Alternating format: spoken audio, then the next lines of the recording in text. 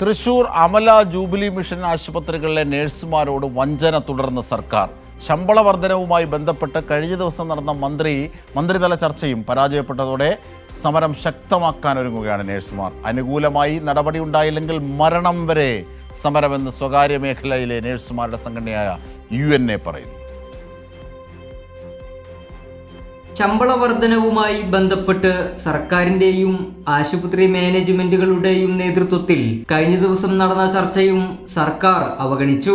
3 മാസം പിന്നിട്ട നഴ്സുമാരുടെ സമരത്തിന് വില കൽപ്പിക്കാതെ അനുകൂലമായ നടപടിയെടുക്കാതെ വീണ്ടും ചർച്ച മാറ്റിവെക്കുകയാണ് സർക്കാർ ചെയ്തത്.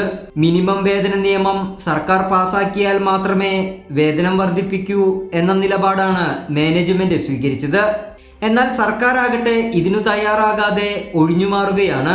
ഈ സാഹചര്യത്തിൽ സമരത്തിന്റെ രീതി മാറ്റാനാണ് നഴ്സുമാരുടെ തീരുമാനം. മിനിമം വേതനം നടപ്പിലാക്കാനായിട്ട് സർക്കാർ പ്രതിജ്ഞാബദ്ധരാണ്. മാനേജ്മെന്റുകൾക്ക് സ്റ്റേക്ക് പോകാനുള്ള ഒരു സാധ്യത ഇല്ലാക്കിക്കൊണ്ട് എത്രയും വേഗം ഇതിന്റെ നടപടിക്രമങ്ങൾ പൂർത്തിയാക്കി ഈ മിനിമം വേതനം എന്ന നടപ്പിൽ വരുത്താമെന്നാണ് സർക്കാർ നമ്മളോട് പറയുന്നത്. പക്ഷേ അതിനെന്തായാലും ഒരു കാലതാമസം വേണമെന്നാണ് അവർ പറയുന്നത്. പക്ഷേ ആ കാലതാമസം വരെ നമുക്ക് സമരം നീട്ടിക്കൊണ്ടു പോകാൻ പറ്റില്ല. അതുകൊണ്ട് ഈ സമരം അവസാനിപ്പിക്കാനുള്ള മാർഗങ്ങൾ സർക്കാർ മുൻകൈ എടുത്ത് തന്നെ ചെയ്യേണ്ടതാണ്.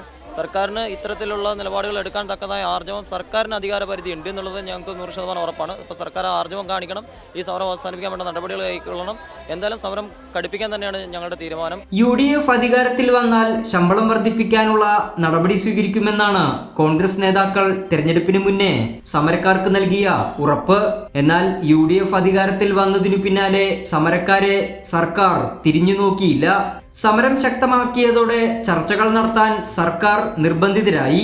എന്നിട്ടും ചർച്ചകൾ മാറ്റിവെക്കുന്നതല്ലാതെ കൃത്യമായ നടപടി ഉണ്ടാകുന്നില്ല.